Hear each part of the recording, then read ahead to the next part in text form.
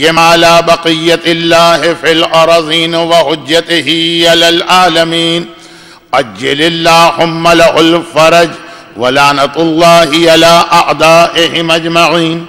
أما بعد فقد قال الله عز وجل في كتابه المبين وفرقانه المتين وقرآنه المجيد.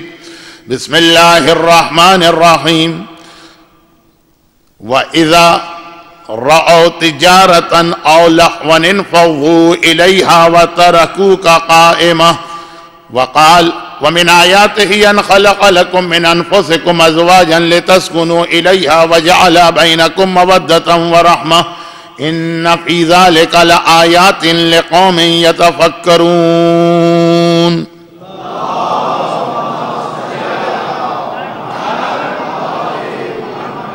سورہ جمعہ کی آیت کی تلاوت تو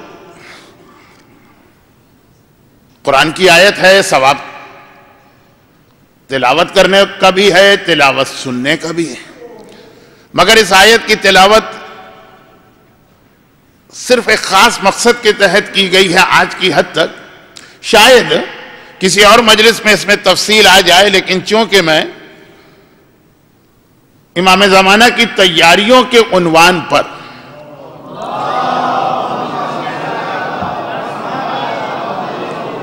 اس آیت کی اکثر تلاوت کرتا رہتا ہوں، تو فی الحال اسے موضوع بنانے کا ارادہ نہیں ہے. لیکن آیت کا جو ترجمہ کہ جب اے حبیب، یہ بظاہر تجھ سے بڑی عقیدت رکھنے والے، بڑی محبت کرنے والے، تیری باتیں سننے والے، تو نماز پڑھائے تو تیرے پیچھے جوش میں آ کے نماز پڑھنے کے لیے کھڑے ہونے والے، لیکن کب تک؟ جب تک بیچ میں تجارت کا مسئلہ نہ آ جائے اور کوئی کھیل تماشے کا مسئلہ نہ آ جائے. ورنہ یہی سارے لوگ، ایک تو وہ گروہ ہے نا کہ رسول نماز پڑھا رہے ہیں، ہم کو نہیں پڑھنا ہے، باہر کھڑے ہوئے. رسول کی باتیں چل رہی ہیں، ہمیں نہیں سننا ہے، وہ باہر کھڑے ہوئے. آج بڑے بڑے علماء خطباء، کبھی ہم جیسے طالب علم بھی اسی کیٹیگری میں آتے ہیں کہ مجلس پڑھ رہے ہیں اور جن کو نہیں سننا وہ باہر کھڑے. لیکن رسول کے زمانے میں بھی ہے، وہ الگ بات ہے. لیکن جس کا تذکرہ قرآن کر رہا ہے، یہ آ کے بیٹھتے ضرور ہیں، یہ نماز میں شریک ضرور ہوتے ہیں، لیکن کتنی دیر تک ان کی شرکت ہے؟ جب تک کوئی تجارت کا مسئلہ نہ آئے. اس کا تو 8 مارچ سن 2014 کے ایشیا کپ سے کوئی تعلق نہیں. اور لہوا، کتنی دیر تک یہ تیرے عقیدت مند اور تیری بات سننے والے اور تیرے پیچھے نماز پڑھنے والے ہیں، جب تک کہ کوئی کھیل تماشے والا مرحلہ نہ آ جائے. اور جہاں کوئی کھیل کی بات آئی لَنْفَضُّوا إِلَيْهَا وَتَرَكُوكَ قَائِمًا، اب بھاگ کے ادھر گئے اور تجھے اکیلا چھوڑ دیا. تو اب مجھے نہیں پتا کہ آج کی یہ تاریخ، اس حوالے سے مجھے کوئی احتیاط کرنا ہے، تھوڑا موضوع بدلنا ہے، بات کے سلسلے کو تمہید میں ادھر ادھر گزارنا ہے، تاکہ کوئی اگر آخری اوور وغیرہ چل رہے ہیں، لٹکے ہوئے چہرے جو نظر آ رہے ہیں ان سے تو کچھ اور مجھے اندازہ ہو رہا ہے. یہ میرا ڈپارٹمنٹ نہیں ہے، یہ میرا شعبہ نہیں ہے، اس کی تفصیلات سے مجھے کوئی غرض نہیں. لیکن چونکہ آج کل اتنے زیادہ یہ مقابلے ہونے لگے ہیں کہ کوئی بھی اشرا چل رہا، ایک آدھ مجلس میں کہیں کہیں تو انتظامیہ ہی بالکل بدتمیزی کے انداز میں کہہ دیتی ہے کہ مولانا بخیال کیجئے گا، آج لوگ دیر سے آئیں گے یا لوگوں کو جلدی جانا. اور کہیں اگر بہت شریف سے انتظامیہ ہو جیسے اس امام باڑے کی ہے، تو پھر بھی مجھے خود خیال کرنا پڑتا ہے. اب مجھے نہیں معلوم کہ کیا اس آیت پر عمل کرنے کی ضرورت ہے یا نہیں ہے، لیکن یہ وہ آیت ہے وَمَا عِنْدَ اللَّهِ خَيْرٌ مِّنَ اللَّهْوِ وَمِنَ التِّجَارَةِ، کہ یہ جو اس دنیا میں تم تجارت اور کھیل کو دیکھ کے بھاگ رہے، یاد رکھو جو اللہ کے پاس ہے وہ اس سے بہتر. یہ وہ آیت ہے جس کا جو پیغام کہ تجارت مانے مال دنیا، دولت، رضینا بالقسمت الجبار، جو کل مولائے متقیان کا شعر میں نے پڑھا تھا کہ ہم راضی ہیں اللہ کی اس تقسیم پر کہ مال ہمارے دشمنوں کو دیا اور علم ہم کو دیا. تو یہ جو مال دنیا کی بات آ رہی، یہ شہزادی کونین کی سیرت کے حوالے سے بھی ایک بہت اہم ایسا پیغام کہ ہر آدمی جانتا لیکن پھر بھی جاننے کے باوجود اس کو بار بار دہرانا پڑتا ہے. جاننا الگ چیز ہے، عمل کون کرتے ہیں لوگ؟ آج بھی مال دنیا کی خاطر انسان ہر حکم خدا توڑتا ہے، معلوم ہونے کے باوجود کہ اہل بیت کی نگاہ میں یہ کتنی حقیر چیز تھی. اور قرآن یہ اعلان کر رہا جو اللہ کے پاس ہے وہ اس سے بہتر. یہ وہ آیت ہے جو شہزادی اکثر اس وقت تلاوت کیا کرتی تھی. میں نے تو اس آیت کی تلاوت کی اس اعتبار سے کہ میری معلومات کے مطابق آج کھیل تماشے کا دن تھا، یا شاید ابھی بھی چل رہا ہوگا، مجھے نہیں معلوم. تو یہ کھیل تماشے کی بات اس لیے تلاوت کی، لیکن ویسے شہزادی کونین کی سیرت میں اس آیت کی تلاوت بہت زیادہ ملتی، اور اس وقت اس آیت کی زیادہ تلاوت کرتی ہیں. یہ آیت ویسے ہی تلاوت کرتی ہے کہ کوئی خاص موقع شہزادی نے اس آیت کے لیے رکھا. اس وقت اس آیت کی تلاوت کی جاتی ہے کہ جب اگر کوئی دیکھنے والا آ جائے، اب نامحرم تو نہیں آئے گا، محرم کوئی آ جائے، عورتیں آ جائیں، اور شہزادی کی حالت دیکھ کر ایک لمحے کے لیے ان کے دل میں یہ خیال پیدا ہو کہ یہ کائنات کی شہزادی اور کس مصیبت کے عالم میں اور پریشانی کے عالم میں دن اور رات گزار رہی، چکی پیس رہی ہیں، اور گرمیوں میں یہ چکی جو چلائی جاتی ہے اس کا ہینڈل ہی اتنا گرم ہوتا کہ یہ تو اللہ کے رسول کا واقعہ ہے کہ جب ایک دن بیٹی کے پاس ایسے وقت میں آئے کہ گرمیوں کی گرم ترین، تو ویسے ہی موسم گرما اس کے اندر گرم ترین دن، اور شہزادی اس وقت چکی پیس رہی ہیں، باپ کے استقبال کے لیے کھڑی ہوئی تو پیغمبر نے دیکھا کہ کھال گرمی کی وجہ سے کھال جل چکی ہے اور خون جو ہے وہ نظر آ رہا. شہزادی نے اپنے ہاتھوں کو چھپایا لیکن چکی پہ خون لگا ہوا نظر آیا. تو خیر یہ واقعہ اپنی پوری تفصیل کے ساتھ آگے آئے گا. گھر میں کھانے کو کچھ نہیں ہے، فاقے کی کیفیت.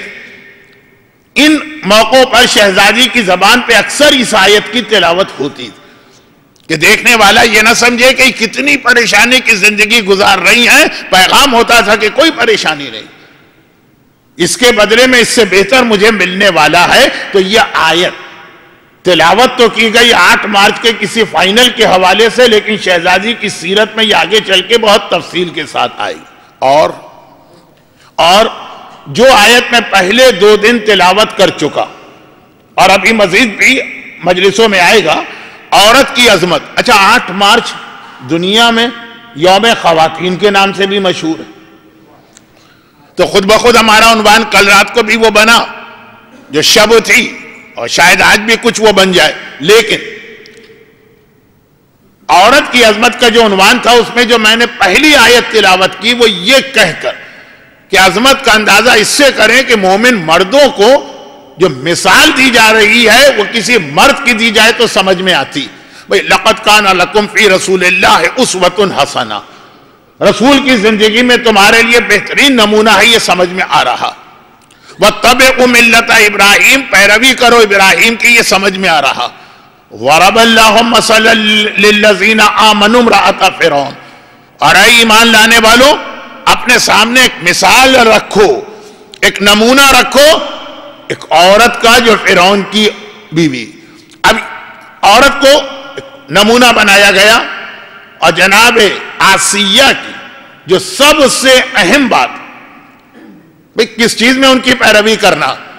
جناب آسیہ معصومہ نہیں. ایک معصوم یا معصومہ ہوتا ہے اس کے ہر عمل میں پیروی کرنا، وہ معصومہ نہیں، ان سے غلطیاں بھی ہو سکتی. میں یہ نہیں کہہ رہا ہوں نعوذ باللہ کہ انہوں نے غلطیاں کی، لیکن ہو سکتی. چنانچہ ساری زندگی نمونہ عمل ہے کہ اس کا کوئی خاص حصہ، قرآن کریم نے جو اس کا خاص حصہ بتایا وہ یہی سورہ جمعہ کی آیت. تو آیت کی تلاوت تو ایک خاص وجہ سے آج کے دن کی گئی، لیکن اس شہزادی کی سیرت بھی پوشیدہ ہے اس آیت کے اندر، جو عشرہ فاطمیہ کا اصل مقصد. اور ہمارا عنوان عورت کی عظمت کے حوالے سے جو مثال اللہ نے بنائی آسیہ، کہ کیا کہا قرآن نے، یہ نمونہ ہے. اور کس اعتبار سے؟ اس قالت رب ابنی لی بیتن عندک فی الجنہ، یہ ہے اصل چیز جس کے لیے ہم کو آسیہ ایک مثال کے طور پہ پیش کی گئی کہ دعا مانگ رہی ہیں کہ اے خدا مجھے جنت کا گھر چاہیے، دنیا نہیں۔ یہاں تو آسیہ کے پاس پہلے سے وہ محل تھا کہ جس سے شاندار شاید دنیا کی تاریخ میں کوئی محل نہ بنا ہو۔ فرعون کے محل، فرعون کا زمانہ یعنی تہذیب، سویلائزیشن، ایجپشین سویلائزیشن، بہترین محل کہ اس سے بہتر دنیا میں آج تک کبھی بنا نہیں، اس میں رہ رہی اور اس میں رہ کر کہتی ہیں کہ یہ نہیں چاہیے مجھے چاہیے وہ کہ جو جنت میں ملنے والا ہے، جو آخرت میں ملنے والا۔ یہاں محل ہے، وہاں بیتن گھر کی خواہش ظاہر کر رہی۔ محل اور گھر میں جو فرق ہے اس کو سمجھانے کا آج موقع نہیں کہ یہ آسیہ کا نمونہ عمل دیکھو۔ اچھا اب کبھی ایسا ہوتا ہے کہ یہ جواب دیا جائے کہ بھائی آسیہ کے پاس تو اس دنیا میں تو محل ہے نا، یہاں مانگ کے کیا کریں گی، یہاں تو مل ہی گیا۔ نہیں، اس کو ٹھکرایا، اسے چھوڑا، اس محل سے باہر نکلی۔ یہ نہیں ہے کہ اس کو بھی لے لو اور آخرت کا بھی محل مانگ لو، نہیں، اس کو ٹھکرا دیا، اسے چھوڑ دیا۔ وہ سارے مظالم برداشت کیے جو 10 بیویوں کی کہانی کے نام سے عورتوں تک کو معلوم۔ تو اب آسیہ کا نمونہ کس بات میں بنایا گیا؟ دنیا چھوڑو اور آخرت لو۔ راہب نہیں بننا، پھٹے ہوئے کپڑے پہن کر شہر کے باہر کسی درخت کے نیچے جا کے نہیں بیٹھنا۔ وہی کل والا پیغام کہ 8 محبتیں ایک طرح سے اسلام میں یہ واجب ہے یا مستحب ہے، لیکن اس وقت تک جب تک وہ اللہ اور رسول سے نہ ٹکرائے، دنیا اس وقت تک جب تک کہ وہ آخرت سے نہ ٹکرائے۔ تو جس وجہ سے عورت کی عظمت بایمانہ ہمارے سامنے آئی کہ اللہ نے تمام مردوں کے لیے ان کا نمونہ بنایا، وہ وجہ یہ تھی کہ دنیا کو ٹھکرا رہی ہیں، آخرت کو لے رہی ہیں۔ یہی اس آیت کا پیغام، وَإِذَا رَأَوْا تِجَارَةً أَوْ لَهْوًا انفَضُّوا إِلَيْهَا وَتَرَكُوكَ قَائِمًا قُلْ مَا عِندَ اللَّهِ خَيْرٌ مِّنَ اللَّهْوِ وَمِنَ التِّجَارَةِ۔ جو اللہ کے پاس تمہیں ملنے والا ہے وہ اس سے بہتر۔ اب یہ تو اس آیت کا بظاہر آج ہمارے موضوع سے کوئی تعلق نہیں تھا، لیکن میں نے 2 تعلق نکالے۔ اب ذرا سا بات کو آگے بڑھایا جائے، اور وہ یہ کہ یہ عورت کی عظمت ماں کے اعتبار سے بھی، بیوی کے اعتبار سے بھی، بہن کے اعتبار سے بھی، بیٹی کے اعتبار سے بھی، ایک عام عورت ہونے کے اعتبار سے بھی، جس سے کوئی رشتہ نہ ہو، نہ وہ ہماری ماں ہے، نہ وہ ہماری بہن ہے، نہ وہ ہماری بیٹی ہے، نہ وہ شریک حیات ہے، نہ وہ ہماری محرم عورتوں میں، ایک عام سی عورت، مگر اسلام میں اسے بھی ایک عظمت، ایک عزت اور ایک احترام دیا گیا۔ تفصیلات آتی رہیں گی۔ البتہ اللہ عادل ہے، اور اس جملے پہ ہماری بات بہت تفصیل سے ہوگی۔ اللہ عادل ہے، اور عادل کا مقصد یہ ہے کہ اگر کسی کو کوئی رتبہ یا عہدہ دیتا ہے تو کسی صلاحیت کی وجہ سے یا کسی ذمہ داری کی وجہ سے۔ یہ نہیں ہے کہ جیسے پرانے زمانے کے حکمران تھے کہ خوش ہو گئے تو منہ موتیوں سے بھر دیا، بغیر کسی وجہ کے نہیں، کوئی ایسی ذمہ داری اس کو دی گئی جس کی وجہ سے اس کو اتنا عظیم قرار دیا گیا۔ اب میں ایک بہت چھوٹی سی بات کہہ دوں، ہمارے معاشرے میں آج کل ایک بہت ہی اہم واجب بڑھا دیا گیا ہے واجبات کی فہرست میں، اور وہ ہے علماء کی توہین۔ یہ ایک ایسا واجب ہے کہ جب تک کہ یہ واجب نہ کریں اطمینان نہیں ہوتا ہے کہ ہماری نماز قبول ہوئی ہے کہ نہیں ہوئی، اطمینان نہیں ہوتا ہے کہ مسجد میں ہماری حاضری صحیح ہوئی ہے کہ نہیں ہوئی، اطمینان نہیں ہوتا کہ عزاخانے اور حسینیہ اور امام بارگاہ اور مجلس میں ہم پورے کے پورے لوازمات کے ساتھ شریک ہوئے کہ نہیں ہوئے۔ بات کو کوئی نیا مجمع ہوتا تو میں سمجھاتا، لیکن یہ تو میرا بہت ہی پرانا اور مانوس مجمع ہے، اس لیے جلدی بات کو آگے بڑھا کر آج کے اصل موضوع پہ آؤں، اور وہ یہ کہ آپ کا تجربہ بھی ہے، آپ کا مشاہدہ بھی ہے، اور میں نے خود بھی دیکھا کہ علماء کی اتنی غیبتیں، میں لفظ غیبت استعمال کر رہا ہوں، تہمت نہیں، یعنی غیبت تو کہتے ہی ہے کہ جو عیب اس کے اندر ہوگا۔ جب آپ نے پہلے دن یہ اصول طے کر لیا کہ عالم معصوم نہیں، جیسے میں نے جناب آسیہ کے لیے کہا کہ معصومہ نہیں، جب آپ نے یہ طے کر لیا کہ مجتہد معصوم نہیں، جب آپ نے یہ طے کر لیا کہ مرجع معصوم نہیں ہے، معصوم صرف 14، تو خود یہ مانا کہ ہاں یہ غلطیاں بھی کر سکتے ہیں، یہ خطا بھی کر سکتے ہیں، تو اب غیبت یعنی واقعاً ان میں کوئی عیب ہے، ہوگا، وہ معصوم نہیں.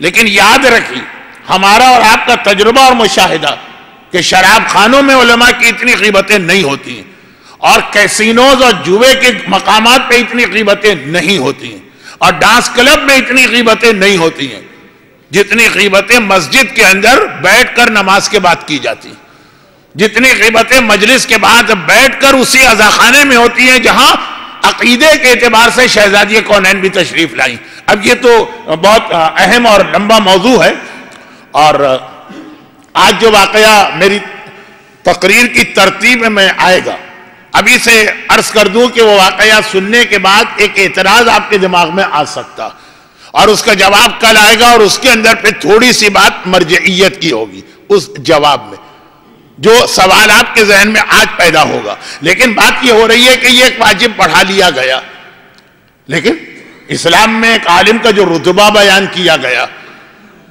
کہ امام معصوم کا اس مومن سے اتنا کہہ دینا.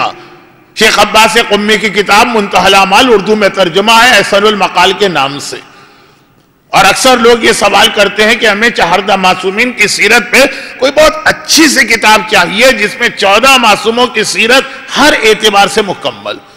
تو میں اسی کتاب کا حوالہ دیتا ہوں کہ اگر آپ اسے پڑھیں تو ایک عام آدمی کے لیے، ایک عام آدمی بہت علمی کتاب اس کو نہیں چاہیے، یہ بہترین کتاب.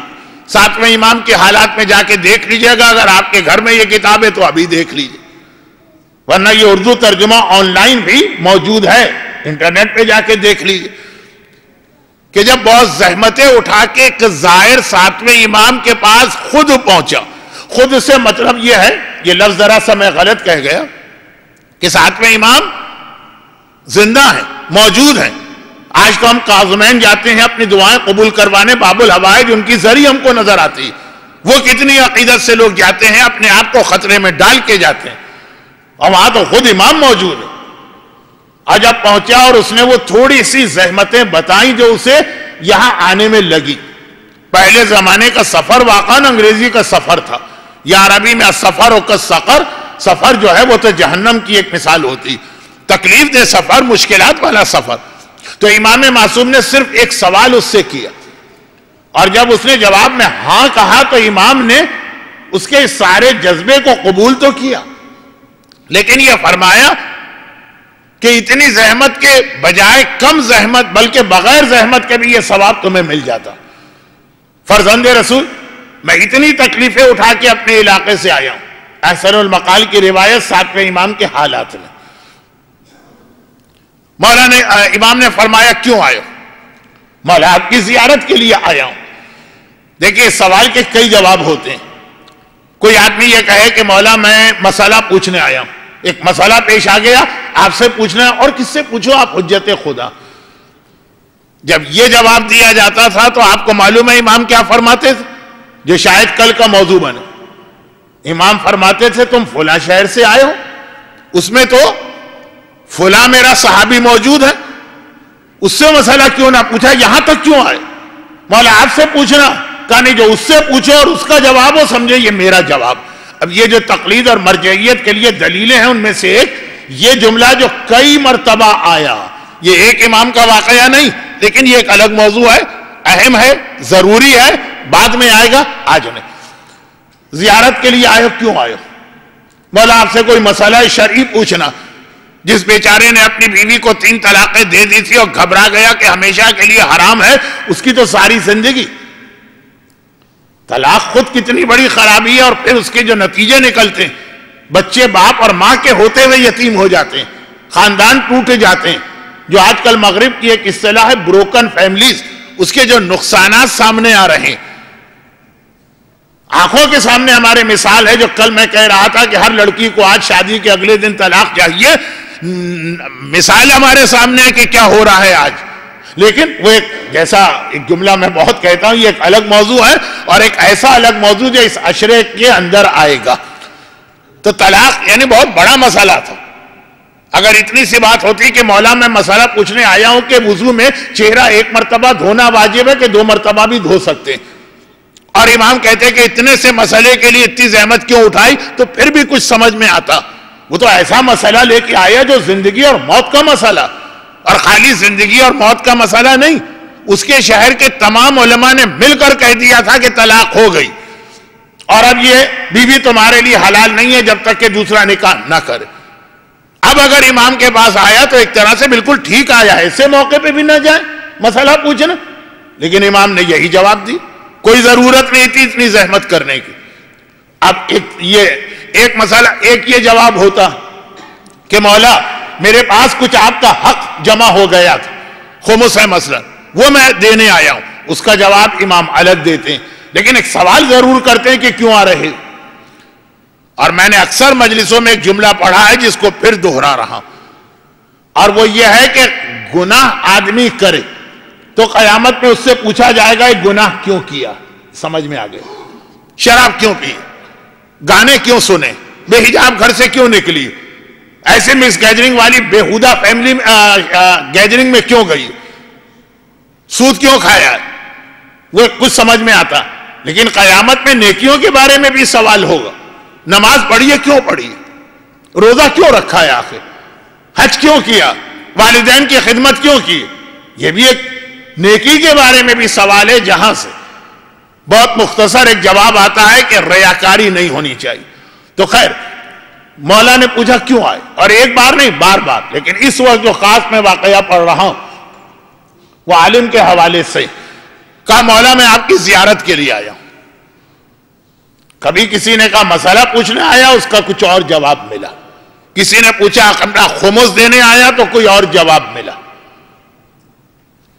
گرچہ وہ جواب بھی آج کل کے ماحول میں بہت اہم ہے، جب لوگوں میں یہ فکر پیدا ہوئی ہے کہ ہم زیادہ بہتر جانتے ہیں کہ خمس کہاں پہ استعمال کیا جائے، ہمیں کسی دور و دراز کے علاقے میں بیٹھے ہوئے کسی ایسے ضعیف آدمی سے پوچھنے کی کیا ضرورت جس سے حالات دنیا بھی نہیں پتا.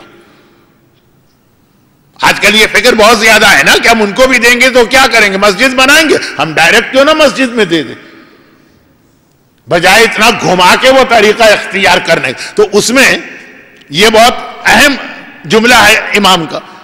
کیوں آئے؟ کہا مولا خمس لے کے آیا ہوں، حق فاطمہ ہے، دل چاہتا ہے اولاد فاطمہ ہی کے ہاتھ میں دوں، جن کا حق ہے انہی کو براہ راست پہنچاؤں. تو امام نے فرمایا وہ اس کو کیوں نہ دیا جو تمہارے شہر میں فلاں ہمارا نمائندہ. اور جیسا کہ میری ایک عادت ہے کہ میں پورے واقعات نہیں پڑھتا ہوں، کچھ چیزوں میں آپ کو کتاب کی جانب بھیجتا ہوں. ساتویں امام ہی کی زیارت کا ایک واقعہ ہے، خود امام کی نہیں، امام کے روضے کی حاجی علی بغدادی. ہر اس کتاب میں ملے گا جس میں ملاقات امام زمانہ کے واقعات ہیں، اور مفاتیح الجنان میں بھی ملے گا. اور یہ ابھی 100-200 سال پرانا واقعہ.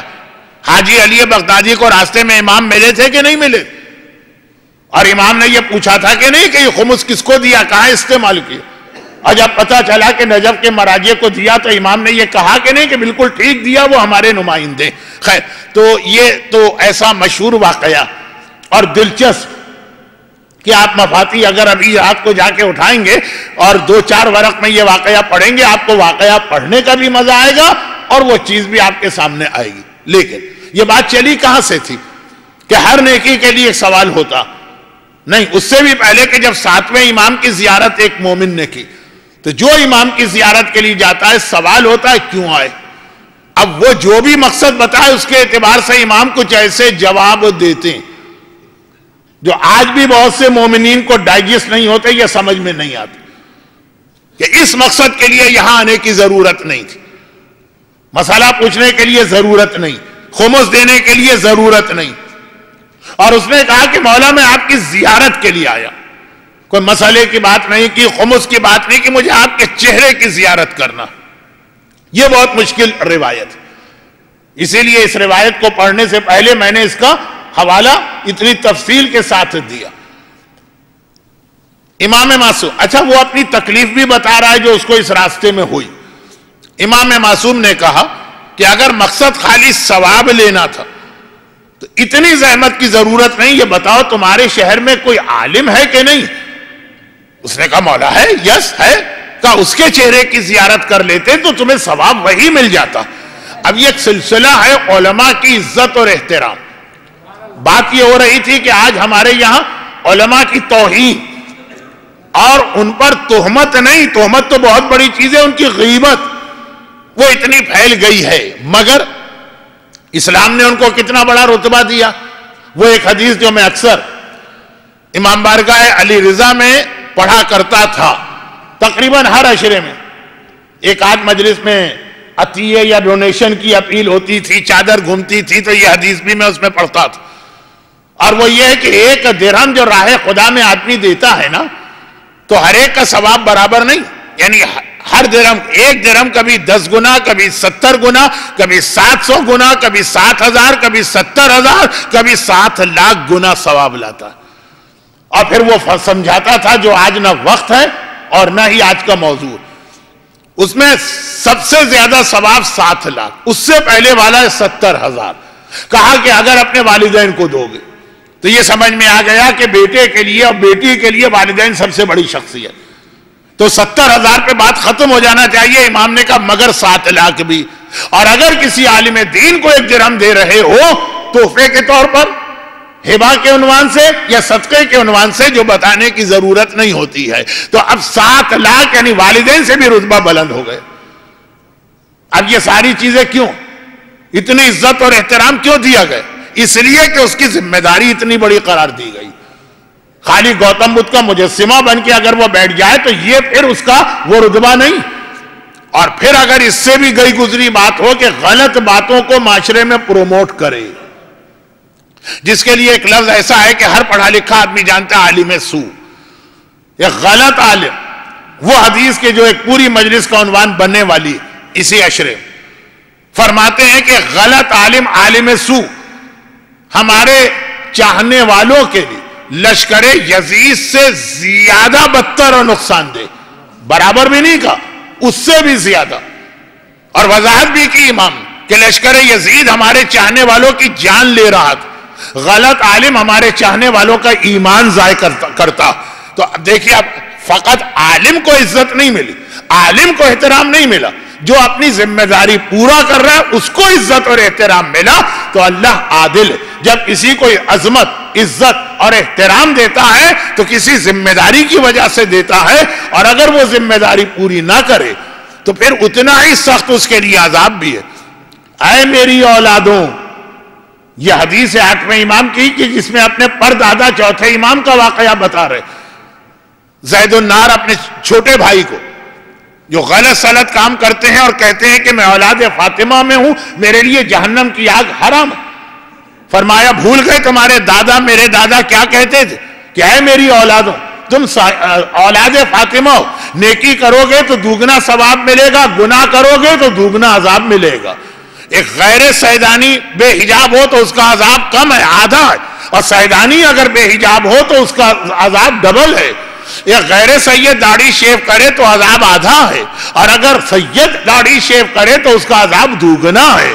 یہ حدیث بہت مشہور، بہار میں بھی ہے، اور شہید مطہرین سچوں کی کہانیاں والیوم 2 کے بالکل شروع میں شاید دوسرا واقعہ یہ لکھی ہے پوری حدیث تفصیل کے ساتھ۔ تو خلاصہ کیا ہو رہا ہے؟ ذمہ داری، سادات کی ڈبل ذمہ داری، ایک تو ویسے ہی دین پہ عمل کرنا ہے، پھر اپنے جدہ ماجدہ شہزادی کونین کے نام کو بچانا ہے، اس لیے عزت بھی زیادہ ہے، اور اگر ذمہ داری ادا نہ کرے تو عذاب بھی زیادہ۔ عالم عزت بھی زیادہ ہے، ذمہ داری پوری نہ کرے عذاب بھی زیادہ۔ عورت کی عظمت، عورت کو اسلام نے اتنا عظیم قرار دیا کہ آج کے اردو اخبارات تو ایک جملے سے بھرے ہوئے تھے یوم خواتین کے اعتبار سے کہ عورت اتنی عظیم ہے کہ اللہ کے رسول کی رسالت کی سب سے پہلی گواہی بھی ایک عورت نے دی۔ آدھی گواہی نہیں مانا گیا، یہ نہیں کہا گیا کہ رسول کی رسالت نہیں چلے گی، خدیجہ آدھی گواہی ہے، جو کل میں ایک بات ضمنی طور پہ کہہ رہا تھا۔ خدیجہ طاہرہ پہلی گواہی بھی ایک عورت نے دی، پہلی جان بھی ایک عورت نے قربان کی جناب سمیہ، اور بہترین مشورہ بھی ایک عورت نے دیا ام سلمہ۔ لیکن یہ ساری عظمت عورت کی، عالم کی مثال ذہن میں رکھیے، سید کی مثال ذہن میں رکھیے، اس وقت تک ہے جب وہ اپنی ذمہ داری ادا کرے، اور اگر وہ ذمہ داری ادا نہ کرے تو عام مومن سے بدتر کہلائے گا عالم دین، ڈبل عذاب آ رہا۔ ذمہ داری پوری نہیں کی. غیر سید کے مقابلے میں سید ڈبل عذاب کا حقدار بن رہا, ذمہ داری پوری نہیں کی. عورت اتنی عظیم ہے لیکن ذمہ داری اگر پوری نہ کی تو اللہ کی نگاہ میں بدترین رتبہ اس کا ہو جاتا ہے. وہ ذمہ داری کیا ہے؟ وہ ذمہ داری جہاد المرأۃ حسن التباؤل. اور یہاں سے 2-3 ہماری مجالس ذرا سی شہزادی کونین سے بظاہر ہٹ کر عام سے موضوعات پہ ہوں گی, لیکن سمجھنے والے ہر چیز کو سمجھتے جائیں گے کہ اس کے پیچھے سیرت تو شہزادی کی ہے. وہ پھر 2-3 دنوں کے بعد پھر براہ راست شہزادی کا نام اور ان کی سیرت کے وہ واقعات آئیں گے. جہاد المرأۃ حسن التباؤل, کیا وہ ذمہ داری جس کی بنا پہ عورت کو اتنا عظیم بنایا گیا؟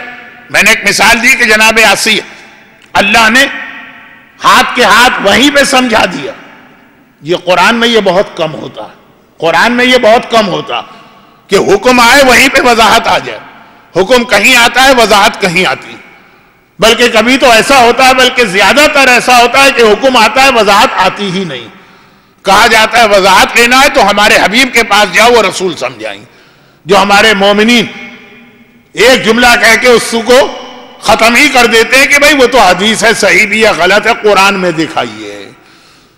وہ داڑھی جو قرآن کے اندر ڈھونڈی جاتی ہے پتہ نہیں کہاں سلپ ہو کے چلی گئی ہے, تو وہ یہی تو کہا جاتا ہے نا کہ حدیثوں کا بھروسہ نہیں. خیر اس کو چھوڑیں. جو چیز قرآن میں وضاحت بھی آئی ہے, بہت کم ایسا ہے کہ وہیں پہ بات ہو, وہیں پہ وضاحت. عام طور پہ یہ کہ بات وہاں کہی گئی اقیم الصلاۃ, اس کی کچھ تفصیل ہے تو آگے کہیں آئے گی. للہ علی الناس حج البیت کہاں پہ ہے اور حج کا طریقہ کہاں پہ, فرق ہوتا ہے. لیکن یہ جو 2 عظیم عورتیں قرآن نے یہ کہہ کے بتائیں, یہ کہہ کے بتائیں کہ اے مردوں ان کی پیروی کرو. یہ نہیں کہا کہ بس کہ ہمارے نیک بندوں میں تھی. قرآن میں کتنی آیتیں انبیاء کے بارے میں ہیں کہ وہ ہمارے نیک بندوں میں تھے, ختم بات. یہاں یہ نہیں کہا, یہاں کہا یہ تمہارے لیے ایک نمونہ بنائی گئی ہیں. تو ہاتھ کے ہاتھ سمجھا دیا کہ ان کی زندگی کی کون سی خاص بات. ایک جناب آسیہ کہ انہوں نے دولت دنیا کو ٹھکرا دیا جب وہ آخرت سے ٹکرائی. فرعون کا محل چھوڑ دیا, کہا جنت کا ایک عام سا مکان بھی کافی.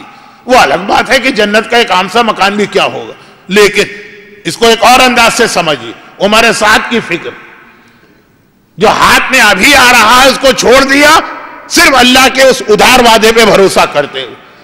آج یہ بھی تو ایک مسئلہ ہوتا ہے نا کہ مولانا نیکیوں کا اجر و ثواب تو مرنے کے بعد قیامت کو ملے گا. کس نے دیکھی ہے قیامت؟ شراب تو پئیں گے تو مزہ ابھی آئے گا, وہ حرام برگر کھائیں گے تو وہ مزہ تو ابھی آئے گا.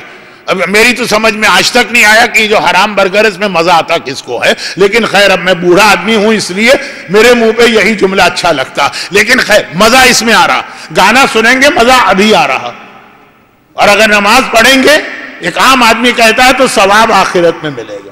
خیر جن کو نماز کا مزہ آتا ہے سارے مزے اس نماز کے مزے کے آگے جو ہے ہیچ اور بیکار ہے. لیکن یہ بات ذرا سی موضوع سے ہٹی. عمر سعد نے کہا کہ قتل حسین پہ مجھے جہنم ملے گی, اور اگر اس میں شریک ہو جاؤں تو رہے کہ گورنری ملے گی, یہ نقد ہے وہ ادھار. کس نے دیکھی ہے آخرت, کس نے دیکھی ہے قبر؟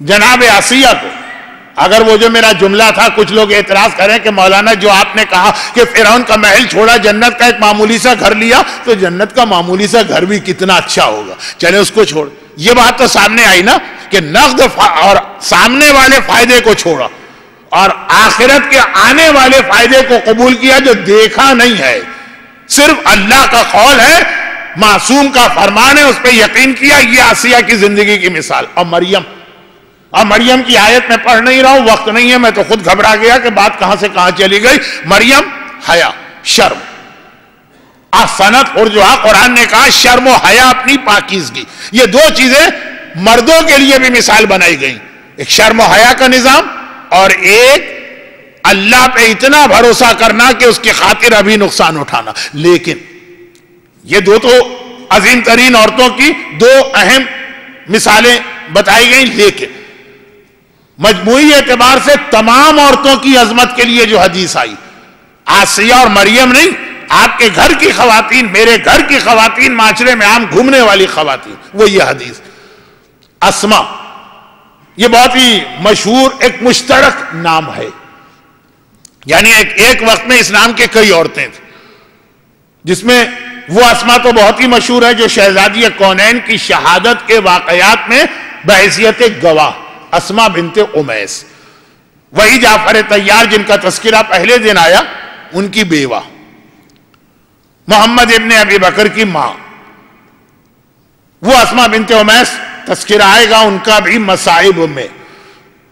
لیکن اس کے علاوہ بھی بہت مشہور ایک اسما تھی۔ اچھا، اب ایک مسئلہ تاریخوں میں یہ لکھا ہے کہ جب شہزادی کونین کی رخصتی ہوئی تو جناب اسما نے ان کو آ کے رخصت کیا، اور تاریخ کے اعتبار سے جناب اسما اس وقت جعفر طیار زندہ تھے، ان کی زوجہ تھی، اور جعفر طیار ایتھوپیا یا حبشہ یا ابیسینیا میں تھے، اور شہزادی وہاں گئی نہیں تو مدینے میں رخصتی ہوئی، تو ایک سوال، ایک شک پیدا ہوتا، اور اس کا جواب بھی یہی ہے کہ اسما بنت امیس، ان کا نام بھی اسما بنت امیس، مشترک نام۔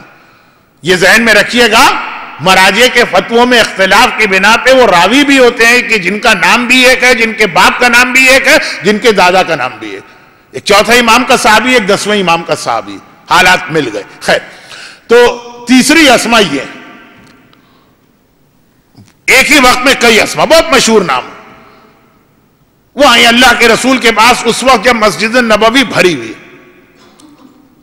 گرچہ رسول اللہ نے اپنے زمانے میں مسجد النبوی کا ایک قانون بنایا تھا، فجر کے بعد مردوں سے بات ہوتی ہے، عورتیں نماز میں آتی، نماز جماعت میں شریک بھی ہوتی، بغیر کسی پردے کے بھی شریک ہوتی ہیں، یہ ذہن میں رکھیے گا، لیکن اس کے بعد جو سیٹنگ اور گیدرنگ ہوتی ہے اس میں عورتیں نہیں بیٹھتی، اور پھر عورتوں کے لیے وقت چاشت، جب مرد گھر سے نکلے، مسجد سے نکلے، کام پہ چلے گئے، جو چاشت کا وقت ہے، سورج ذرا سا چڑھ جاتا، جس میں بعض مسلمان اشراق کی نماز پڑھتے ہیں، ہمارے یہاں عمل عاشور اور دعائے ندبہ کا جو بہترین وقت ہے، خیر وہ عورتوں کے لیے، یہ دو الگ الگ ٹائمنگ ہے، لیکن کوئی بہت ہی اہم مسئلہ ہو، ارجنٹ مسئلہ ہو، تو عورتیں بھی مردوں کے وقت میں آ کے سوال کر سکتی ہیں، آئیں سوال کریں اور چلی جائیں۔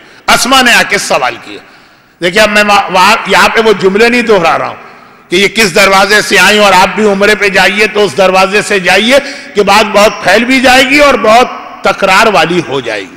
آئیں، اب جیسا میں نے کہا کہ عورتیں نہیں آتی صبح کے وقت، تو سارے مردوں نے راستہ دے دیا۔ یا رسول اللہ، روایت بہت مشہور ہے، میں نے بھی کئی دفعہ پڑھی ہے، اسے جلدی سے اس کو سمیٹتے ہوئے، عورت کی عظمت کیوں ہے؟ عورت کی عظمت ہے، یہ ہمارا 2 دن کا موضوع تھا، ہے، لیکن کیوں ہے یہاں سے آج بات شروع ہوئی۔ یا رسول اللہ، آپ اللہ کا ایک پیغام لے کے آئے، اللہ رب العالمین، انداز تھوڑا میرا ہے، ہر لفظ ان کا نہیں، یعنی مردوں کا بھی رب ہے، عورتوں کا بھی، اللہ ہمارا بھی پیدا کرنے والا، مردوں کا بھی، آپ ہمارے بھی رسول، مردوں کے بھی، اسلام ہمارے لیے بھی ان کے لیے بھی، قرآن دونوں کے لیے، کعبہ دونوں کے لیے، نماز دونوں کے لیے، روزہ دونوں کے لیے، عبادتیں دونوں کے لیے۔ پھر یہ مسئلہ آتا ہے کہ جو جہاد کی منزل آتی ہے، بدر و احد، خندق و خیبر، یہ خالی مردوں کو دیا گیا، ہمیں روک دیا گیا، اگر کوئی جانا بھی چاہے تو روک دیا گیا، بدر و احد، خندق و خیبر۔ یا رسول اللہ، ہم اس ثواب سے کیوں محروم؟ ہمیں کیوں بدر نہیں مل رہی؟ ہمیں کیوں احد نہیں مل رہا؟ ہمیں کیوں خندق نہیں مل رہی؟ کیا ہمارا قصور؟ مرد کو نماز شب کا ثواب ملتا ہے، میں بھی یہ ثواب لے سکتی ہوں، عورت کہہ رہی۔ مرد کو تلاوت قرآن کا ثواب ہے، میں بھی یہ ثواب لے سکتی ہوں۔ میراث مال میں یہ ہے کہ اس کو ڈبل ملے، اس کو سنگل، وہ بھی مرنے والے کے ثواب میں نہیں ہے کہ اگر عورت یاسین پڑھے تو 2 پڑھے تب اس کا ثواب مرد کے برابر ہوگا۔ جو میں نے کل کہا کہ ان چیزوں میں بالکل مساوات، ایسا نہیں ہے کہ مرد 11 رکعت نماز شب پڑھے تو عورت کو 22 رکعت پڑھنا چاہیے، جو اللہ دے رہا ہے اس میں بالکل برابر رکھا ہوا۔ لیکن ان کا سوال یہ کہ اتنے بڑے ثواب سے ہم کیوں محروم ہیں؟ پیغمبر نے تو یہ ارشاد فرمایا کہ خندق کے میدان میں جو ایک رات جاگ کے گزار رہا، اسے 70 سال کی مقبول عبادتوں کا ثواب مل رہا ہے، ایسی عبادت جو سب قبول۔ خندق کے میدان میں مسلمانوں کا بڑا الرٹ بیٹھنا تھا، خندق خود ہی ہے، کسی وقت بھی دشمن اچانک حملہ کر سکتا، تو بہت زیادہ ثواب، ہم کیوں محروم؟ پیغمبر مسکرا کے کہتے ہیں، پہلے تو مردوں سے کہا، آج تک تم نے کسی کو دیکھا جس نے اپنی بات اتنے اچھے طریقے سے پیش کی؟ اور اس کے بعد پھر اب یہ جملہ بھی خواتین کے لیے آگے بڑھے گا، کیونکہ جب ایک عورت نے کہا یا رسول اللہ عورتیں جہنم میں کیوں، تو پیغمبر نے دو وجوہات میں سے پہلی وجہ یہ بتائی، ان کی زبان. یہ زبان پہ اگر قابو پا لیں، ان کی زبان دیکھ کر ہمارے دل میں قینچی کا خیال نہ ہو کہ کاش ملے کوئی قینچی اور کاٹ کے پھینک دیں، تو عورتیں جہنم میں نہیں جائیں گی. تو یہ زبان کے حوالے سے کہ دیکھو ایسی عورت کے حوالے سے پہلا تصور غیبت کا، عورت کے حوالے سے پہلا تصور تہمت کا، عورت کے حوالے سے پہلا تصور جلن اور حسد کا. اس کو دیکھ کتنے بہترین طریقے سے کتنی اچھی بات کر رہی، اور یہ خود بھی ایک مجلس کا عنوان ہے، بلکہ ہمارے علماء نے 500 صفحے کی کتابیں لکھی ہیں. زبان، اس کا عنوان ہے زبان، زبان کی اچھائیاں، زبان کی برائیاں. خیر، تو تھوڑا سا ذکر آئے گا، یہ والی حدیث پوری کروں گا کہ عورتیں جہنم میں کیوں. پہلے آ جائیے اسما کا سوال اور اس کا جواب، کتنے اچھے طریقے سے اس نے اپنی بات پیش کی. تو مردوں میں سے بھی کسی کو اس کی توفیق نہیں ہوتی. اور پھر کہا کہ نہیں تم غلط سمجھی. یہ وہی جملہ ہے جو کل میں نے چوکیدار کا خواب آپ کو سنایا، پتہ نہیں آپ سمجھے کہ نہیں سمجھے، یا میں سمجھا پایا کہ نہیں سمجھا پایا. پیغمبر نے کہا تم غلط سمجھے. یہ کس نے کہہ دیا کہ عورت کو بدر و احد کا ثواب نہیں مل سکتا؟ مل سکتا ہے اور ملے گا، لیکن جہاد المرأۃ حسن التباعل، عورت کا اصل جہاد ہے گھرداری کو، شوہر کو اور گھر کے نظام کو اچھا بنائے، یہی اس کا جہاد ہے. یہاں پہ اکثر میں ایک جملہ کہتا ہوں کہ مرد کو بدر کے لیے 100 میل دور جانا پڑتا، احد کے لیے مدینہ چھوڑ کے پہاڑوں میں پہنچنا پڑتا، خندق کے لیے کتنی راتیں جا کے گزارنا پڑتی، خیبر کے لیے 100 کلومیٹر جانا پڑتا، اور پھر تیر و تلوار، نیزے اور برچیاں دشمن کے حملے برداشت کرے تو بدر و احد ملتا. عورت کا بدر بھی اس کا گھر ہے، عورت کا احد بھی اس کا گھر ہے، عورت کا خندق بھی اسی کا گھر ہے، عورت کا خیبر بھی اسی کا گھر ہے. اسلام درود بھیجے محمد والے محمد. کتنا آسان کر دیا کہ ہمیں جانا پڑے گا یہ ثواب لینے، عورت کے لیے ثواب خود اس کے گھر میں چلا رہا. اردو کا ایک محاورہ ہے کہ پیاسا کنویں کے پاس جاتا ہے، کنواں پیاسے کے پاس نہیں آتا، لیکن عورت کے لیے گویا کنواں پیاسے کے پاس آ رہا. بس شرط ہے حسن التباعل، شوہرداری کا نظام بہترین، اس کے لیے عورت بھی بہترین ہونا چاہیے. یہ ذمہ داری جو کل کی بات آئی تھی نا کہ چوکیدار اگر سو کے مالک کی جان بھی بچا رہا ہے تو وہ ناقص، نااہل، ناکارہ، کامچور چوکیدار ہے، نکالو اسے باہر. یہ عورت کی ذمہ داری ہے جو عورت کو عظیم بناتی. لیکن عورت ایسی، اور اس میں ایک واقعہ میں ایسا پڑھ رہا ہوں کہ میں نے اس کو ڈھونڈا، مجھے کتابوں میں اس طرح نہیں ملا، لیکن میرے مرحوم استاد ادیب اعظم مولانا ظفر حسن صاحب امروہوی، جو اکثر میں کہتا ہوں کہ 55 سال ایک ہی ممبر پہ انہوں نے محرم کا پہلا عشرہ پڑھا تھا، جو لاہور میں گلستان زہرا ایبٹ روڈ پر خلیفہ صاحبان کا امام باڑا. اور اپنے زمانے کے، اب تو ان کے زمانے کو بھی 70-80 سال ہو رہے ہیں، اپنے زمانے کے بے مثل خطیبوں میں سے ایک تھے. 350 تو ان کی کتابیں ہیں، ورنہ عام طور پہ مصنف مقرر نہیں ہوتا، مقرر مصنف نہیں ہوتا. دونوں خوبیاں بہت کم لوگوں میں جمع ہوتی ہیں. تو کراچی کا پہلا دینی مدرسہ بھی انہوں نے قائم کیا پاکستان بننے کے فوراً بعد. لیکن بات ان کے حالات کی تو نہیں، وہ ہم طالب علموں کو، جب ایک ہی مدرسہ تھا جب میں نے اپنی دینی تعلیم شروع کی جامعہ امامیہ، تو وہ اکثر یہ واقعہ سنایا کرتے تھے، اور اتنے کثیر المطالعہ تھے کہ بغیر تاریخ کو پڑھے ہوئے کوئی بات نہیں کہتے. ہماری تاریخ کا ایک بہت ہی مشہور، مرجع تو نہیں کہیں گے، مرجع کے لیول کے عالم میر باقر داماد. میر باقر داماد شیخ بہائی کے زمانے کے، اس وقت مرجعیت شیخ بہائی کے پاس تھی. میر باقر داماد زیادہ فلسفے اور کلام کے ماہر تھے، لیول وہی تھا لیکن شعبہ الگ الگ چنا تھا. یہ میر باقر داماد کے بارے میں وہ اکثر بتاتے تھے کہ ان کو داماد کیوں کہتے ہیں؟ کیونکہ یہ ایران کے بادشاہ کے داماد بنے، ایک عالم دین، اور کیسا کا انتہائی غریب گھرانے سے ان کا تعلق تھا، انتہائی غریب گھرانے سے. جیسے نجف میں آج سے 100 سال پہلے جو بڑے بڑے آپ نے مراجع کے نام سنے ہیں، میں نام نہیں لینا چاہتا ہوں کہیں توہین نہ ہو جائے، وہ الف بے سے لے کے مرجعیت تک پہنچے کس طرح سے کہ رات کے وقت وہ شہر کے باہر جاتے تھے جہاں نجف کے عام رہنے والوں نے پھل کھا کے تربوز کے چھلکے پھینکے، وہ چھلکے اٹھا کے لاتے تھے اس کوڑے کے ڈھیر سے اور اسے دھو کے اپنی غذا بناتے تھے. یہ 24 گھنٹے میں ان کی غذا ہوتی تھی. بڑے بڑے ایسے مراجع کہ جن کو آپ جانتے ہیں، جن کی آپ تقلید بھی کر چکے. تو ایک زمانہ تھا یہ. اور میر باقر داماد انتہائی غریب گھرانے سے تعلق، ایران کے ایک چھوٹے سے شہر میں رہتے ہیں. اس وقت کیپٹل اصفہان تھا، لیکن یہ رہتے بہت دور. مدرسہ ان کے گھر سے بہت دور تھا، یعنی 2 گھنٹے چل کے جاتے تھے، وہاں پورا دن پڑھتے تھے، 2 گھنٹے واپس آتے تھے. راستے میں ایک چھوٹا سا دریا یا ندی تھی، اس کے پل پر سے گزرتے تھے. ایک مرتبہ ایسا ہوا کہ 24 گھنٹے سے زیادہ گزر گئے، ان کے گھر میں کھانے کو کچھ تھا ہی نہیں. یہ بات ہے جب یہ طالب علم ہے، 17 سال 18 سال کی عمر، کچھ بھی نہیں تھا. کل بھی گئے 2 گھنٹے چل کے، پورا دن پڑھے، پھر واپس آئے، پوری رات اسٹڈی کی، تھوڑی دیر آرام کیا، نمازیں پڑھی، پھر صبح کو نکل کھڑے ہوئے. لیکن اس وقت بھوک کے مارے عجیب حالت، چلا نہیں جا رہا. بہترین کھانے کھانا یہ بھی عبادت بن جاتا ہے. کب؟ اگر آپ کی نیت یہ ہو کہ اس سے میرے بدن میں وہ طاقت آئے جس سے میں اللہ کی عبادت کروں. بھوکے پیٹ بھی نماز نہیں پڑھی جاتی ہے، تو اب یہ نیتوں کے اوپر ہوتا ہے. بہترین کھانے. اب فاقہ، ایک وقت کا فاقہ، 2 وقت کا فاقہ تو ان علماء کی ایک عام سی بات تھی. بلکہ میں بار بار عالم کہہ رہا ہوں، لیکن اسٹوڈنٹ لائف ایسی ہی ایک زمانے میں ہر ایک کی ہوتی تھی.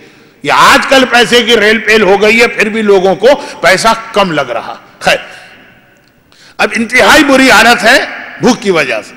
چلتے چلتے جب ندی کے قریب سے گزرے تو دیکھا کہ اس ندی میں ایک سیب بہتا ہوا چلا رہا. اس واقعے پر آپ کے ذہن میں ایک اعتراض پیدا ہوگا، یہ سوال، اس کا جواب میں کل ضرور دوں گا، آج نہیں. تو ایک سیب بہتا ہوا، اتنی بری حالت فاقے میں. تو ایسے وقت میں تو مشہور یہ ہے کہ حرام بھی حلال ہو جاتا ہے، سور بھی آدمی کھا سکتا.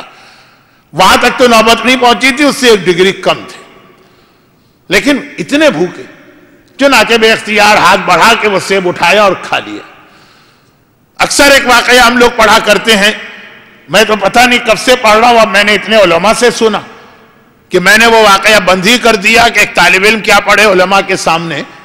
وہ جو ایک بیوہ عورت شب جمعہ مسجد میں کھانا بھجواتی تھی اپنے یتیم بچے کے ہاتھ، جو فاقوں سے ہوتا تھا، اور ایک دن بچے نے خود کھا لیا.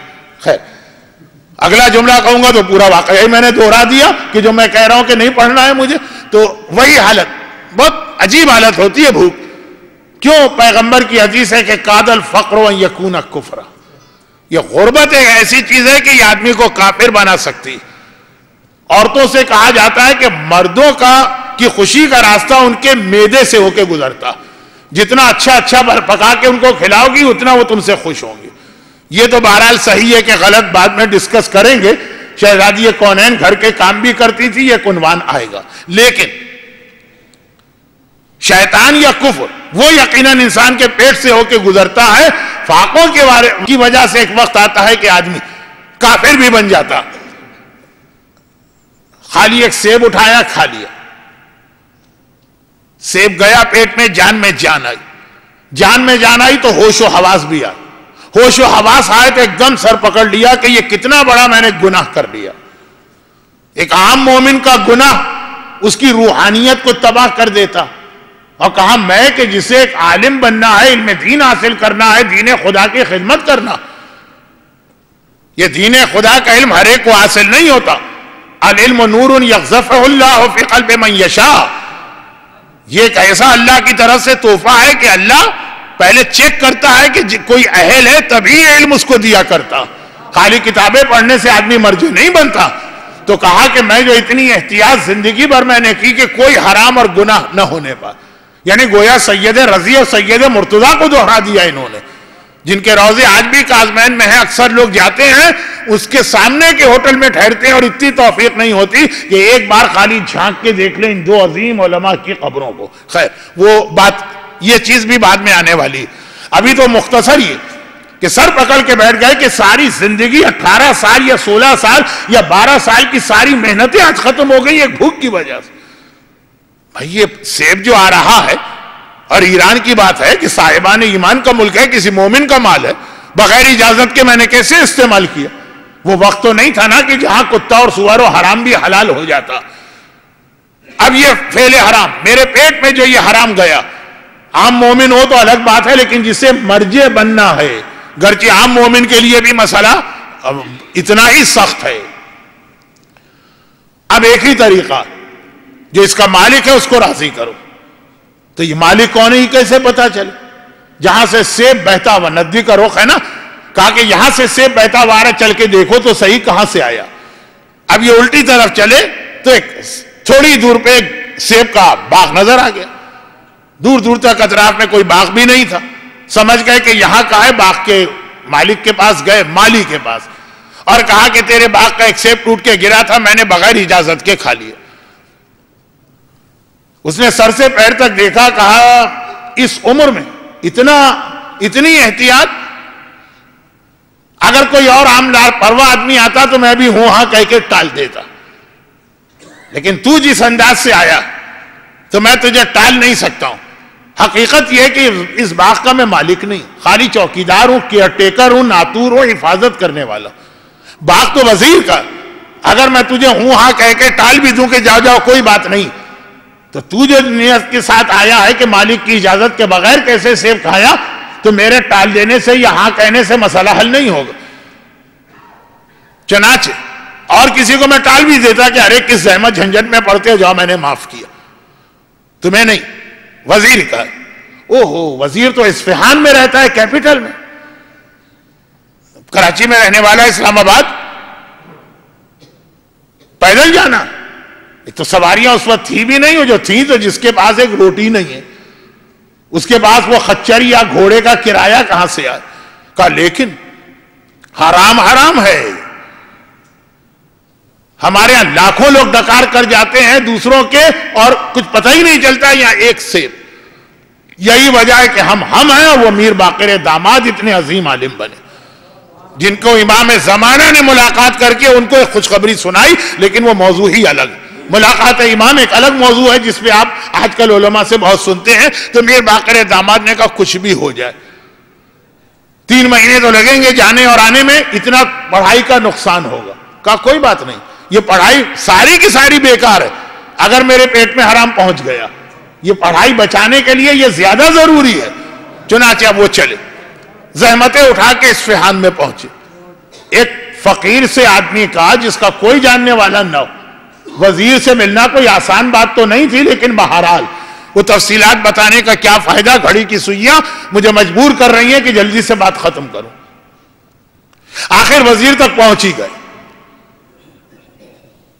اور جب اس کو یہ بات بتائی. دیکھیں آج آپ اس واقعے پہ عمل کریں نا، جس کے پاس جائیں گے وہ آپ کو پاگل سمجھے گا، وہ آپ کو بے وقوف سمجھے گا، وہ آپ کو احمق قرار دے گا.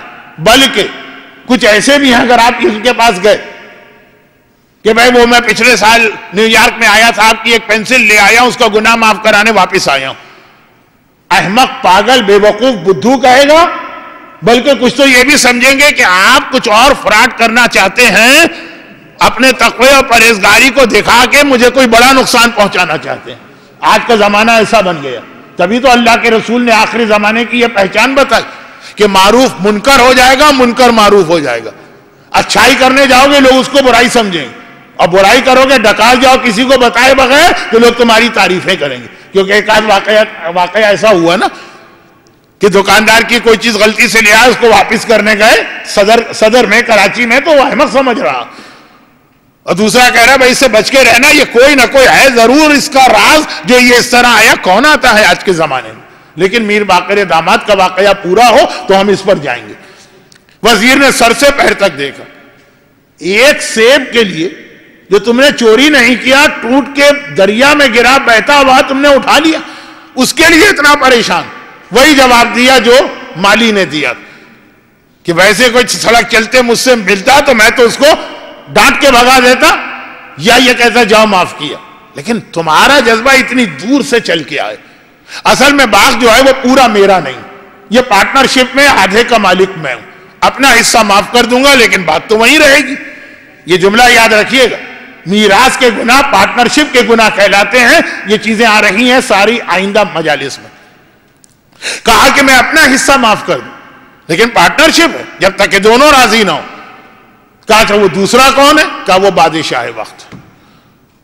بادشاہ سے ملنا کوئی آسان بات نہیں ہے. وزیر سے ملنے میں دانتوں پسین آ گئے اور شروع سے اگر بادشاہ کے پاس جاتا مل ہی نہیں سکتا. گھبرا کے کہا میں کیسے ملوں گا، آپ ایک مہربانی کریں مجھے ملا دیں. ہاں اب یہ وزیر کا میں ملا دیتا ہوں. چنانچہ دربار میں لے کے گیا، بادشاہ کو پورا واقعہ سنایا. سر سے پیر تک حیرت کی عالم میں دیکھا. اور بہت سارے فضول جملے کہنے کا موقع ہے لیکن وقت نہیں. چنانچہ بات مختصر کروں، ایسا آدمی تو اس نے بھی زندگی میں نہیں دیکھا. ایک سے ایک قسم کے آدمیوں کو ڈیل کرنا پڑتا ہے کسی ادارے کے سربراہ کو. اور بادشاہ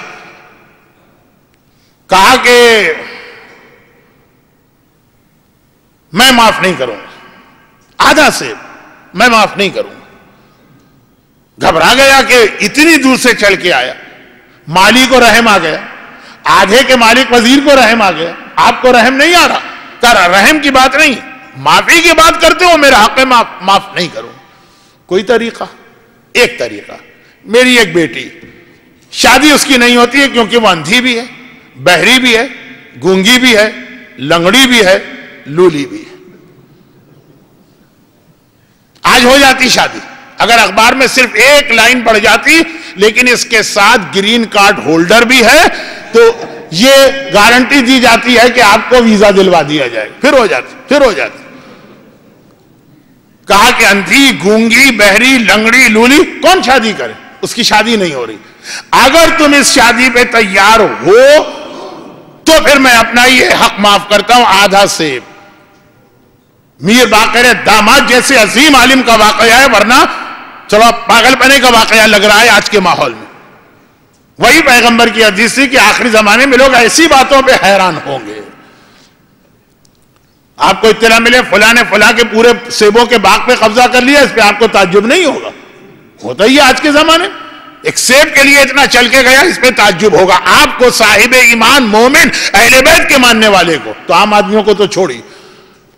گھبرا گئی ہے. بہرحال زندگی گزارنا ہے، بیوی تو ٹھیک ٹھاک ہونی چاہیے.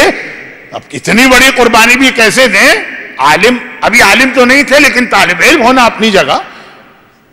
گھبرا کے کہا کہ تو ساری زندگی میری تباہ ہو جائے گی، لنگڑی، لولی، اندھی، گونگی، بہری. کہا بس تمہاری مرضی، چلے جاؤ، میں فورس نہیں کر رہا ہوں لیکن حق معاف نہیں کروں گا. سیم آدھا سے پورا بھی نہیں. اب دیکھیے جہاں دین کی اہمیت ہے، یہ ہے وہ آسیہ کو جو نمونہ عمل بنایا، چھوڑ دیا، ٹھکرا دیا فرعون کا محل اور کوڑے برداشت کیے، جلتی ریتی برداشت کی. کہا اگر اس کے علاوہ کوئی راستہ نہیں ہے تو گناہ تو مجھے معاف کرانا. ہمارے یہاں ہے کوئی اتنا پریشان ہونے والا؟ چھوٹے گناہ کی بات نہیں کرتا، بڑے گناہ میں بھی ہے کوئی اتنا پریشان ہونے والا؟ پوری زندگی تباہ ہو رہی ہے. جویر جیسا واقعہ سمجھ میں آ رہا، وہ بھی مجھے پڑھنا ہے 2 دن بعد. وہ رسول کے زمانے کا، یہ تو ایک عالم کا واقعہ، وہ رسول کا واقعہ. خیر، کہا کہ چلے گناہ تو معاف کرانا، میں اس پہ راضی. یہ بھی پتا ہے کہ بادشاہ کی بیٹی. آج جو میں نے کہا نا گرین کارڈ کی آ جائے شرط، تو لوگ شادی کرتے ہیں، جیسے ہی ذرا موقع ملتا ہے کھل کھیلتے ہیں، پھر دوسری شادیاں ہوتی ہیں. یا بادشاہ کی بیٹی ہے تو ساری زندگی اسی کے ساتھ رہنا. لیکن کیا کر، قیامت، آخرت، حساب کتاب، اللہ کی بارگاہ کا جواب دہی زیادہ بڑا مسئلہ. دنیا کی زندگی تو گزر جاتی ہے. کہا ٹھیک ہے. بادشاہ نے کہا جیسے ہی صیغہ نکاح پڑھا جائے گا ویسے ہی میں تمہاری اس گناہ کو معاف کروں, اپنا حق معاف کروں. نکاح بھی ہو گئے. اب بتائیے کیسا نکاح ہوگا, دولہا کی اس وقت کیا حالت ہوگی, دل کیسا اس کا جو ہے رو رہا ہوگا, چہرہ اتنا ہی مرجھایا ہوا ہوگا جتنا کچھ لوگوں کے چہرے آج پاکستان کی شکست میں مرجھائے ہوئے ہیں. تو بلکہ یہ تو کچھ نہیں, اصل پوری زندگی. نکاح ہو گیا, مبارک سلامت ہوتی رہی, لیکن اس کا تو دل تھا ہی نہیں. آخر وقت آیا, دلہن کے کمرے میں گئے. دلہن کے کمرے میں گئے. کس طرح جاتے ہیں, آپ میں سے آدھے سے زیادہ اس مرحلے سے گزر چکے ہیں نا. کتنی تمنائیں, کتنی امیدیں, کس بیوٹی پارلر سے تیار ہو کے آئی ہے, کتنی خوبصورت لگ رہی ہوگی, منہ دکھائی میں اس کو کیا دینا, یا کیا منہ دیکھیں, اندھی بھی ہے, گونگی بھی ہے, بہری بھی ہے, لنگڑی بھی ہے, لولی بھی ہے. کیا منہ دکھائی اور کیا بیوٹی پارلر اور کیا شوہر و بیوی کی بات چیت کیا, گونگی. چنانچہ بستر کے کونے میں بیٹھ گئے. کیا گزرے کی سہاگ رات, یعنی منہ دکھائی کا مرحلہ کیسے آئے گا. کافی دیر بیٹھے رہے کہ ایک مرتبہ دلہن نے اسی گھونگٹ کے اندر سے یہ کہا, جو بھی اب لفظ سرتاج ہو کہ جو بھی فارسی میں اس وقت چلتا ہو, کہ اے میرے شریک حیات اس طرح بیٹھے بیٹھے تھک جائیں گے, آئیے بستر پہ آرام کیجیے. یہ جو سنا تڑپ کے کھڑے ہوئے, دروازہ کھول کے اس طرح بھاگے جیسے کسی گھر میں آگ لگ جائے تو آدمی بھاگتا. بھاگے, محل سے نکل کے بھاگے, وزیر کے پاس پہنچ کے سو گئے. وہاں تو سب لوگ سو رہے تھے جو ان کو کمرہ دیا گیا. صبح کو ان کی تلاش ہوئی, بادشاہ نے پکڑ کے بلوایا, کہا کیا بات ہے, اگر دلہن پسند نہیں تھی, راضی نہیں تھے تو شادی میں ہاں کیوں کی. میں نے مجبور نہیں کیا, میں بادشاہ ہوں, زبردستی بھی کر سکتا تھا, مجبور نہیں کیا. خوشی سے تم نے ہاں کی, پھر کیوں نکلے اس طرح سے بھاگ کے. میری بیٹی نے مجھے تفصیل بتائی, گھبرا کے کہا کہ نہیں, میں اس لیے نہیں نکلا کہ میں شادی سے راضی نہیں تھا. جب قبول تو کہہ دیا تو ختم بات, قبول ہے مجھے. میں تو اس لیے گھبرا کے نکلا کہ میں غلط کمرے میں آ گیا, میں اپنی دلہن کے پاس نہیں آیا, میں کہیں اور آیا. کہا کیسے پتا چلا تمہیں. کہا اس نے مجھ سے کہا آ کے بیٹھیے, تو وہ تو گونگی تھی, گونگی یہ کیسے بول رہی ہے کہ آ کے بیٹھیے. تو جیسے ہی وہ بولی میں سمجھ گیا کہ یہ میری بیوی نہیں ہے, کوئی غلط فہمی ہو گئی ہے, کوئی کنیز آ گئی ہوگی, کوئی اور عورت آ گئی ہوگی. نامحرم کے ساتھ ایک لمحے اس گھر کمرے میں ٹھہرنا حرام ہے, اس لیے میں نکل کے بھاگا ہوں. بادشاہ مسکرایا, کہا کہ یہ کس نے تم سے کہا کہ وہ بول نہیں سکتی. کابھی نے کہا گونگی ہے. کہا گونگی میں نے ان معنوں میں نہیں کہا تھا, میری یہ بیٹی بچپنے سے ہی. اچھا, کچھ لوگ ایسے ہوتے ہیں کہ فطرتاً بہت نیک ہوتے ہیں, باپ اور ماں کی تربیت تو بعد میں شروع ہوتی, بلکہ بعض باپ اور ماں تو ناراض ہوتے ہیں ان کی نیکی پر. ہیں ایسی بچیاں حجاب کی عادی کے والدین خوش نہیں ہیں ان کے حجاب پر, لیکن وہ کہتی ہے مجھے حجاب کرنا. کہا یہ میری بچی بچپنے سے اتنی نیک و دیندار تھی, اتنی نیک و دیندار تھی, اس لیے میں نے یہ ساری باتیں کہی. اس نے آج تک کسی نامحرم کو نہیں دیکھا, تو میں نے کہا یہ اندھی. کسی نامحرم کی آواز نہیں سنی, اس لیے میں نے کہا بہری. کسی نامحرم سے بات نہیں کی, اس لیے میں نے کہا کہ گونگی. کسی نامحرم سے اس کا ہاتھ ٹچ نہیں ہوا, اس لیے میں نے کہا کہ لولی. کسی نامحرم کے پاس چل کے نہیں گئی, کسی گناہ کی نیت سے نہیں. بھائی تمہارے پھوپا آئے جا کے سلام کرو, چل کے نہیں گئی, اس لیے میں نے کہا کہ یہ لنگڑی ہے. اور میں اکثر سوچتا تھا کہ اتنی اچھی میری بچی, اتنی دیندار میری بچی, اتنا خیال شریعت کرنے والی میری بچی, اس کی شادی میں کس سے کروں؟ کون اس کا میچ ملے گا؟ کون ایسا شوہر ایسا ہوگا جو خود بھی اتنا دیندار؟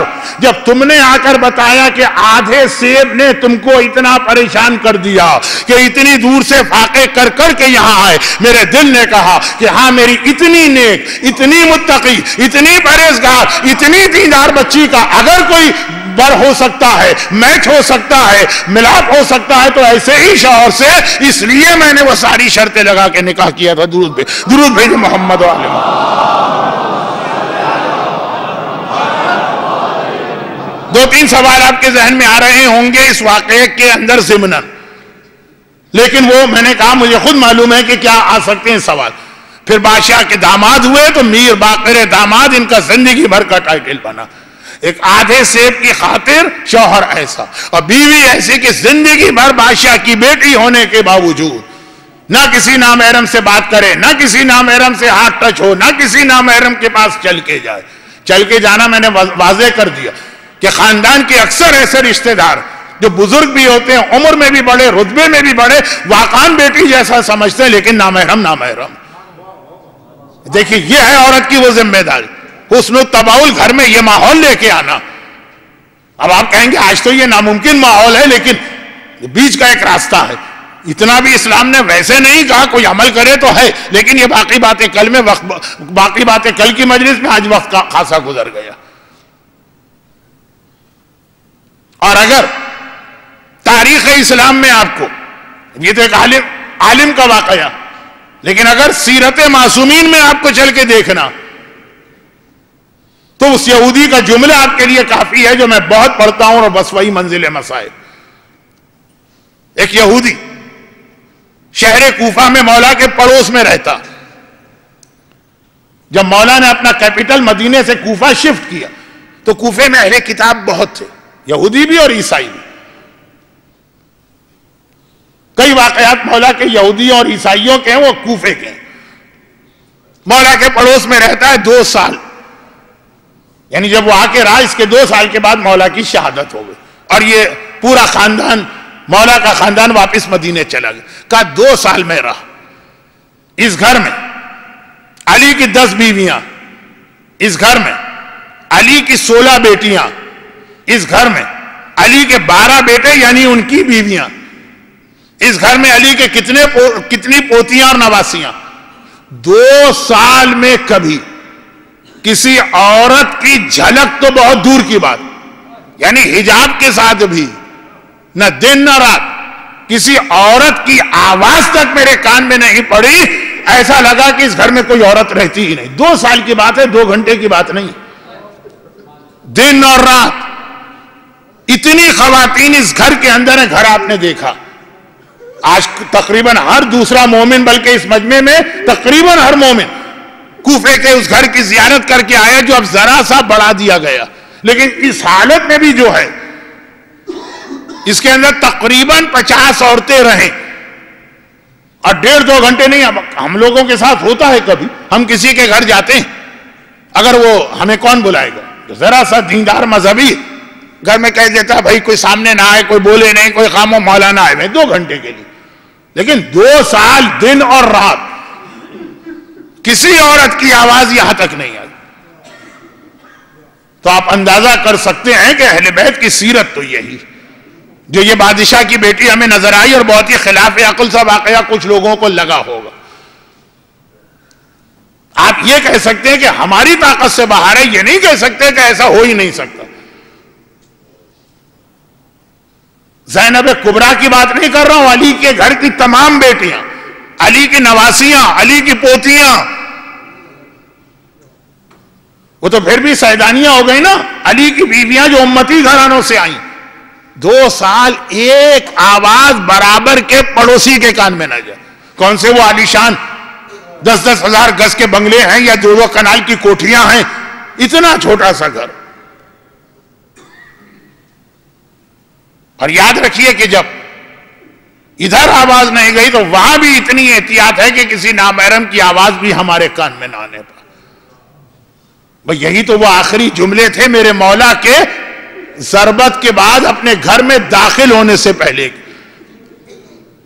جب 19 رمضان کو سر پہ ضربت لگی اور حسنین مولا کو اٹھا کے گھر میں لے گئے تو گھر میں داخل ہونے سے پہلے کا آخری جملہ کیا تھا؟ اس کے بعد پھر علی گھر سے باہر نہیں آئے، علی کا جنازہ گھر سے باہر آیا، علی کی میت گھر سے باہر ہے.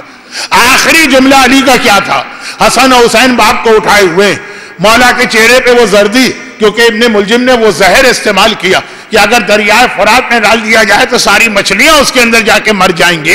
مولا کے سارے جسم میں وہ زہر بڑی تیزی سے دوڑ چکا ہے، چہرے کا رنگ زرد پڑ چکا ہے. حسن نے سرہانے سے، حسین نے پائتی سے باپ کو اٹھایا ہے، اور امام کے مخلص چاہنے والے، پہلی صف کے نمازی، وہ سب ساتھ میں چلے آ رہے ہیں. ہر ایک پریشان ہے. وہاں زینب و کلثوم اسی چھوٹے سے مکان کے دروازے کے پیچھے کھڑی بے چین و بے قرار ہیں. زینب کہتی ہیں کلثوم بہن کوئی نہ کوئی قیامت آ گئی ہے، دیکھو زمین کوفہ ہل رہی ہے، دیکھو آندھیاں چل رہی ہیں، دیکھو اماں کے رونے کی آواز آ رہی ہے، دیکھو جبرائیل کا مرثیہ فضا میں گونج رہا ہے، کوئی نہ کوئی قیامت آئی ہے، لیکن کوئی بتانے والا نہیں ہے۔ ایک مرتبہ زینب کی نگاہ پڑی، دروازے سے دیکھا سامنے سے میرا بابا آ رہا ہے، چہرہ اتنا زرد ہو چکا ہے کہ زینب عالمہ غیر معلمہ ایک مرتبہ سمجھ گئی، کلثوم کو گلے سے لگایا، کلثوم بہن ہم یتیم ہونے جا رہے ہیں، یتیمی ہمارے قریب آ رہی ہے۔ میرا مولا غشی کی عالم میں ہے، ایک مرتبہ آنکھیں کھولتا ہے، آنکھیں کھولی، حسن بیٹا یہ کون لوگ تمہارے ساتھ چل رہے ہیں؟ بابا یہ آپ کے چاہنے والے، یہ آپ کے صحابی آپ کی خیریت دریافت کرنے آئے۔ کہا ان کا شکریہ ادا کرو اور ان سے کہو کہ یہ واپس چلے جائیں۔ کیوں واپس جائیں؟ کہا میرے کان میں اپنی زینب و کلثوم کی آواز آئی ہے، جب میں یہ آواز سن رہا ہوں تو یہ نامحرم بھی آواز سن رہے ہوں گے۔ ابھی علی زندہ ہے، برداشت نہیں کر سکتا اس کی بیٹی کی آواز نامحرم کے کان میں پہنچے۔ مولا آج 41 ہجری میں رات کے اندھیرے میں زینب کی آواز نامحرم کے کان میں برداشت نہ ہو، ٹھیک 20 سال بعد دن کا وقت ہے، شہر کوفہ کا بلوہ عام ہے، آپ کی زینب نامحرموں کے درمیان بے مخنہ و چادر کے جا رہی، یا علی مدد، بابا میری مدد کو آئیے، زینب کی فریاد۔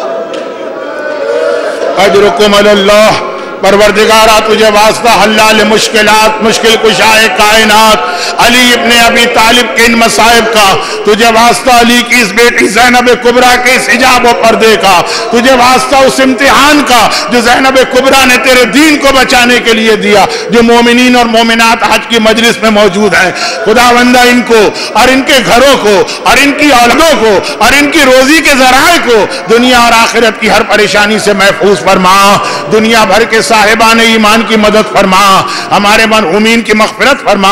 خصوصاً آج ایک مومن کا کراچی میں انتقال ہوا ہے، ان کی نماز وحشت کا بھی اعلان ہوگا۔ خدا بندہ اعلی علین میں ان سب کو اہل بیت اطہار کے جوار سے ملحق فرما، بیماروں کو شفاء کاملہ عطا فرما، اہل بیت کے گھر کی بھوک اور پیاس کا واسطہ اس کے صدقے اور طفیل صاحبان ایمان کو روزی کے ہر امتحان سے محفوظ فرما اور ظہور امام زمانہ میں تعجیل فرما۔ اعلان میرے ہی پاس آ گیا ہے، مرحوم شیراز اون علی بھائی، ان کا آج کراچی میں انتقال ہوا اور میرے تقریباً 55 برس پرانے دوست اور ساتھی، آج ہی انتقال ہوا ہے، آج ہی دفن کیا گیا ہے، تو التماس ہے شیراز اون علی، ان کی نماز وحشت پڑھ لیجئے گا اور ایک سورہ فاتحہ خاص ان مرحوم کے لیے، اور پھر ان کے ذریعے سے ان کا بھی ثواب بڑھے، تمام مرحوم مومنین و مومنات خصوصاً حاضرین مجلس کے خاندان کے مرحومین۔ فاتحہ۔ بسم اللہ الرحمن الرحیم، الحمدللہ رب العالمین، الرحمن الرحیم، مالک یوم الدین، ایاک نعبد و ایاک نستعین، اہدنا الصراط المستقیم، صراط الذین انعمت علیہم غیر المغضوب علیہم ولا الضالین۔